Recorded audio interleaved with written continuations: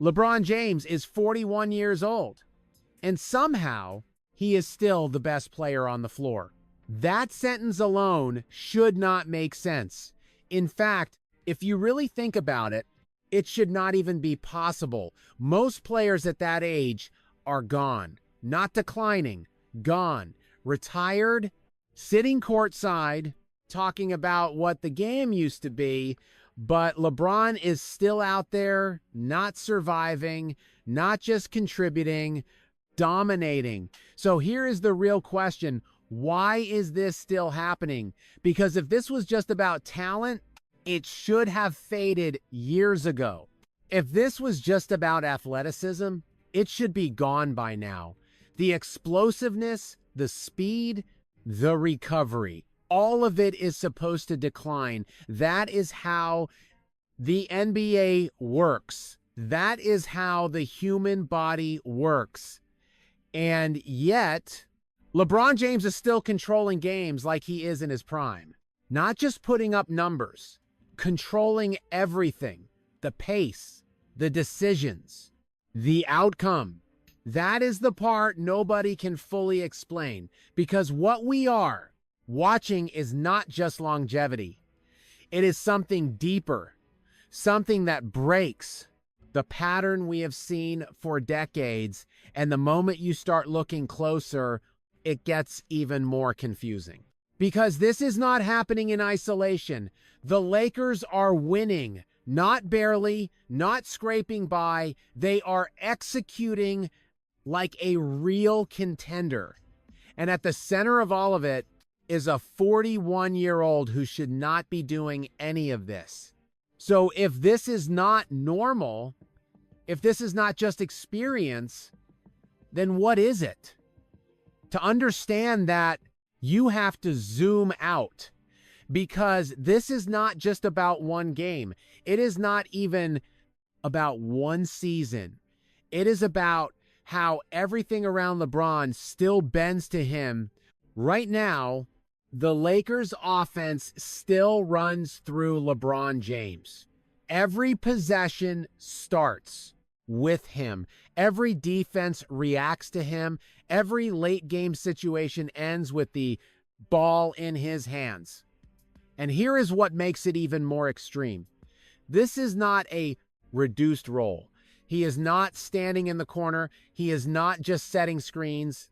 He is still initiating offense, still reading defenses, still making the final decision at 41. That alone changes how you have to look at this. Because usually when players reach this stage, their role shrinks. The team carries them. The younger stars take over. But that is not what is happening here. LeBron is still the system, and you can see it in the numbers. Recent games, 30 points, 15 assists, double-doubles that are not just impressive, they are necessary for the Lakers to win. He is not putting up empty stats. He is driving results. And when the game slows down in the fourth quarter, when everything becomes about execution, the pattern shows up again. The ball finds LeBron. The defense shifts. And the right play happens over and over again. That consistency is not normal, especially not at this age. And that is where the stakes start to rise.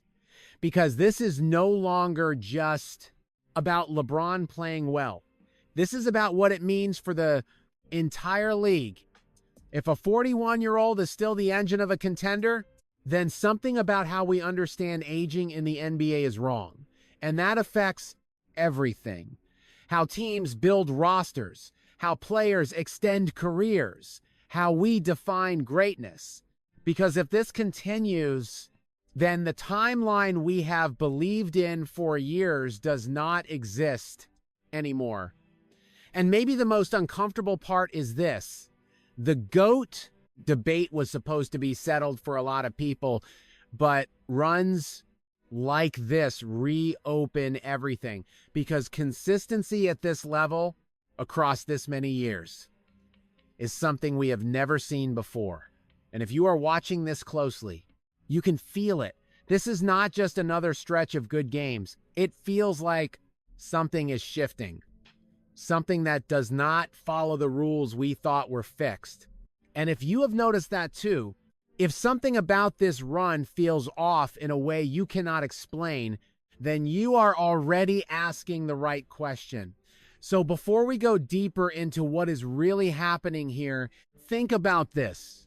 Are we watching a player extending his career? Or are we watching someone quietly changing what a career even means? And if that question is already bothering you a little, then what comes next is only going to make it harder to ignore. Because when you look at the actual games, the details do not make things clearer. They make them more confusing. Take this game, for example. 30 points, 15 assists. On paper, it looks like a great performance. But if you watch it possession by possession, something feels different. It is not just what LeBron does. It is how easy it looks while he is doing it. There are moments where he brings the ball up, slows everything down, and the entire defense freezes for half a second. That is all he needs. One hesitation, one read, and suddenly the play is already over before it even begins. A no-look pass to the corner, an open three, or a drive where he is not even moving fast, but somehow gets to the rim untouched. How does that happen? Now look at another stretch. Late in the fourth quarter, tight game. The kind of moment where younger players rely on speed, athleticism, raw energy. LeBron does the opposite. He slows the game down even more. He calls for a screen, not to attack immediately, but to force the defense into a decision. And the second that decision is made, he punishes it. Switch, mismatch, easy bucket, stay home, open shooter, double team, wide open lane. Every option feels like the wrong one for the defense. And here is where things start to get strange. Because none of this relies on him being the fastest or the strongest player on the court anymore. In fact, there are moments where he looks like he is barely exerting himself, and yet he is controlling everything. So you start asking the obvious question. If it is not athleticism, then what is it? Let's go deeper. Watch how LeBron reads the floor before the play even develops. Before the ball crosses half court, he is already scanning, counting defenders, tracking positioning, anticipating rotations that have not even happened yet. Most players react to the defense. LeBron predicts it. That is a completely different level of control. And you can see it in sequences that most people miss. There are possessions where he dribbles slowly, almost casually, and nothing seems to be happening.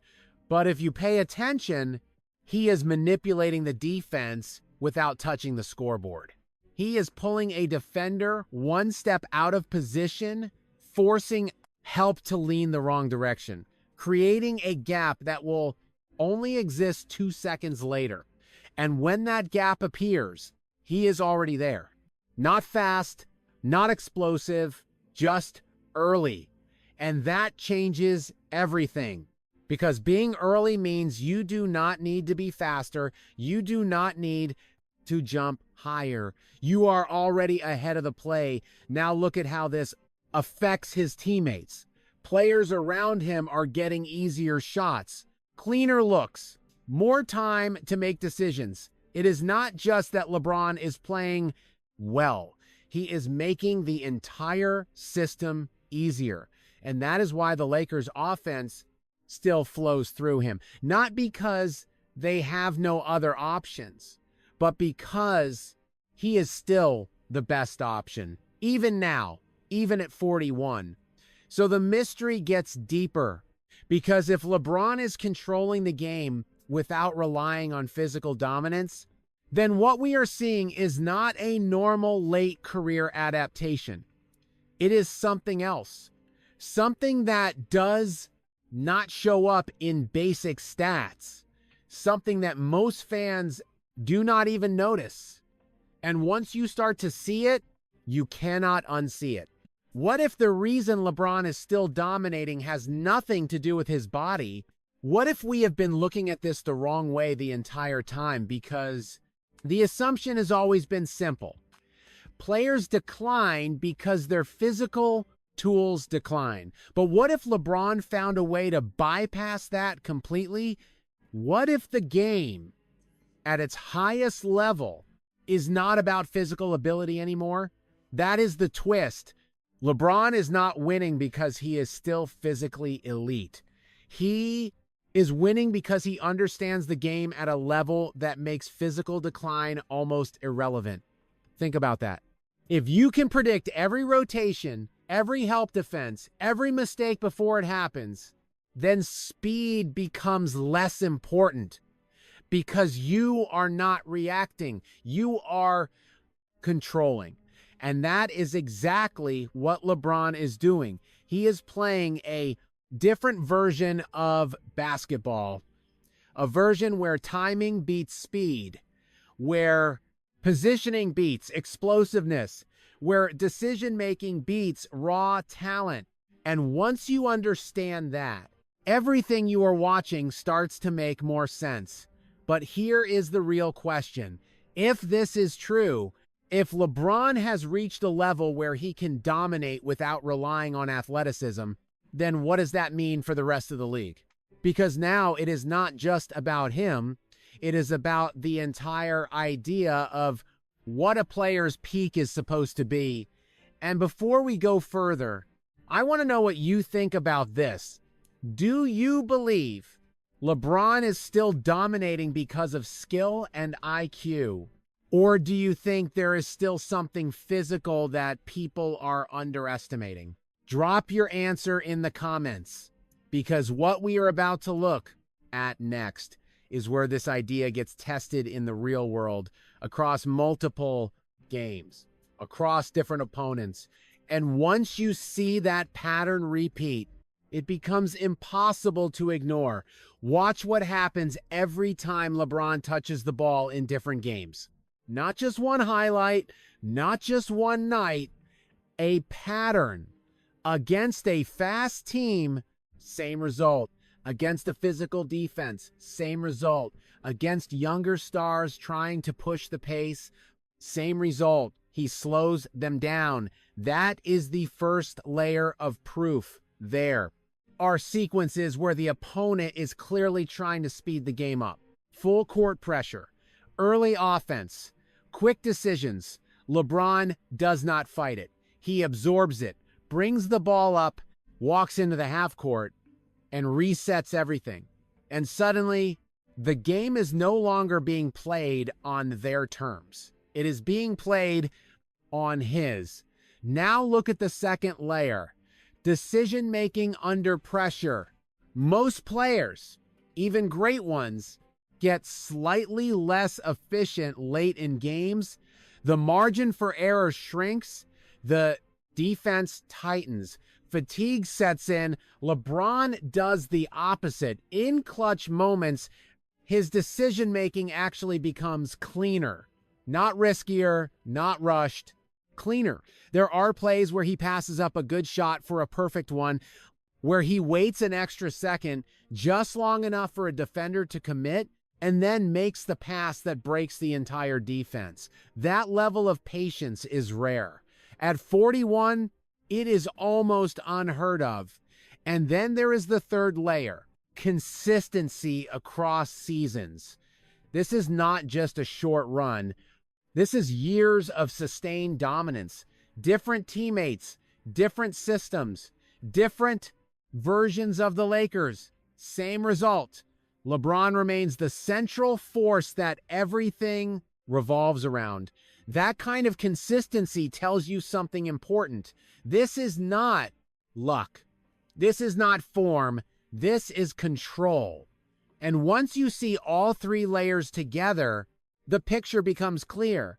LeBron is not extending his career by holding on. He is evolving past the need for the things that usually fade. That is why this works. That is why it keeps working. And that is why it feels so different from anything we have seen before. Because at this point, he is not just playing basketball. He is dictating it. Now step back and look at what this means. For years, the idea of a player's peak has been fixed. Late 20s, maybe early 30s, and then the decline begins. That timeline defined how teams built rosters, how players planned careers, how fans judged greatness. LeBron is breaking that timeline, not slightly, completely.